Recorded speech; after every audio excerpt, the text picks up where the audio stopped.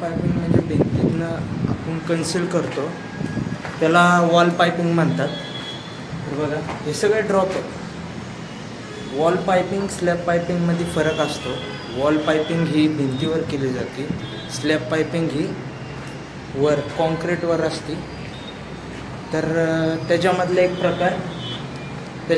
प्रकार आहे wall piping. तर बघू शकता हा LMS 25 mm चा पाईप आहे. हा पाईप. तर अशी पायपिंग केली जाते. तर बघू शकता प्रत्येक पायपिंग अशी बघा, अशी पायपिंग करतो आपण सगळे ड्रॉप. आता ह्याच्यामध्ये 2 प्रकारचे हे असतात, LMS आणि MMS म्हणजे स्लॅब पायपिंगसाठी वापरले जाते आणि LMS म्हणजे वॉल पायपिंगसाठी वापरले जाते. तर बघू शकता ही सगळं अशी पायपिंग केली जाते. बाकी म्हणायचं झालं तर हे असे ड्रॉप येतात.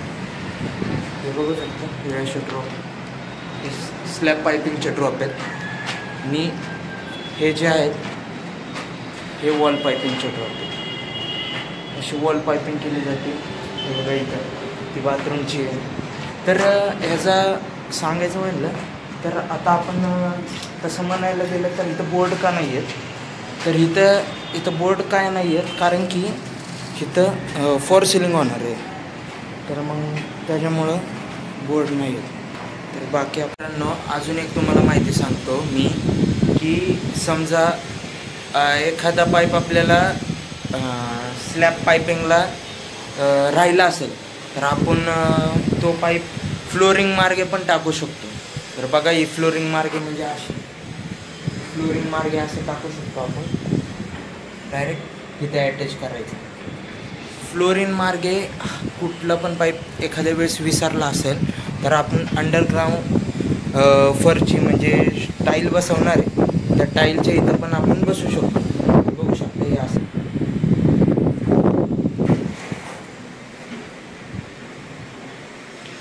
तर असं बसवतात.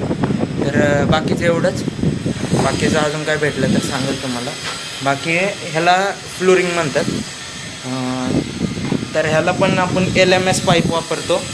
LMS हा पाईप कधी पण लक्षात ठेवा, LMS नाही, LMS पाईप हा फक्त वॉल पायपिंगला वापरला जातो आणि हा जो पाईप आहे तो MMS आहे.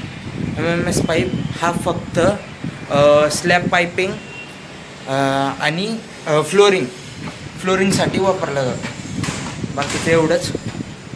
बाकी पुढच्या व्हिडिओमध्ये आणि यूट्यूब चॅनलला सबस्क्राईब करा. बाकी ठीक आहे. टेक केअर मित्रांनो. बाकी भेटू आपण.